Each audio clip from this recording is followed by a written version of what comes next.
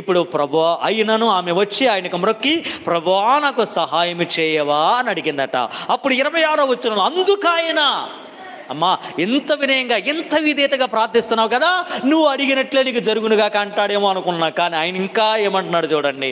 అందుకైన పిల్లల రొట్టె తీసుకొని కుక్క పిల్లల వేయుటకు యుక్తము కాదని చెప్పగా ఆమె ఇప్పుడు చూడండి వివేకంగా ఎలా అడుగుతుందో, నిజమే ప్రభువా, కుక్క పిల్లలు కూడా తమ యజమానుల బల్ల మీద నుండి పడు మొక్కలు తినును కదా.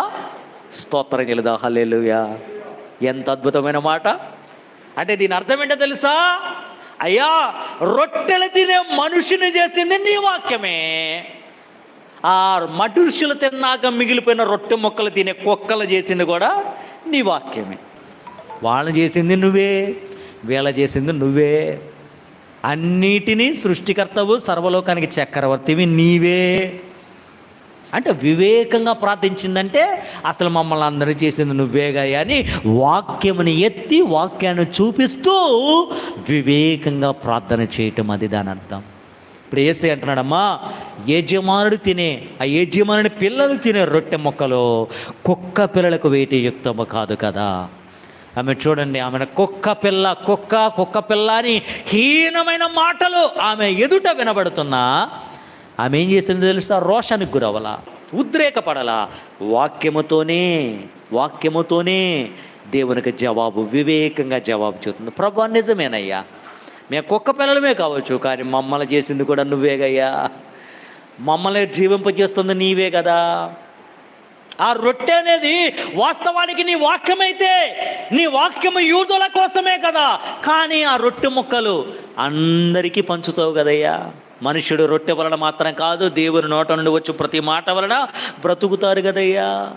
ఆ నీ వాక్యముతో నన్ను బ్రతికించయ్యా, ఆ నీ వాక్యముతో నా కుమార్తెను బాగు చేయి అని వివేకముతో దేవునికి జవాబు చెప్పింది. స్తోత్రం చెల్లుదా, హల్లెలూయా.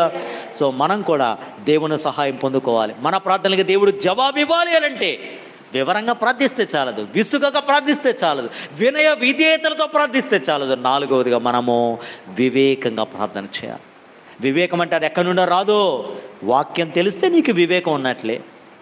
సో ప్రార్థించేటప్పుడు నీవు వాక్యాన్ని ఎత్తి, ప్రభువా నీ పిల్లలు ఇలా తగ్గించుకుంటే, నీ పిల్లలు ఇలా మొరపెడితే నువ్వు సమీపంగా ఉండి కార్యం చేస్తానన్నావు కదా, నీ మాటేగయ్యా, నీ సృష్టిగయ్యా మేము అన్నట్లుగా, ప్రభువా ఇలా చేస్తే నువ్వు ఇలా స్వస్థపరుస్తానన్నావు కదా, ఇలా బ్రతికితే ఇలా దీవిస్తానన్నావు కదా, ఇలా ఉంటే ఇలా అడుగులు వేస్తే నీ వాగ్దానాన్ని నెరవేరుస్తానన్నావు కదా.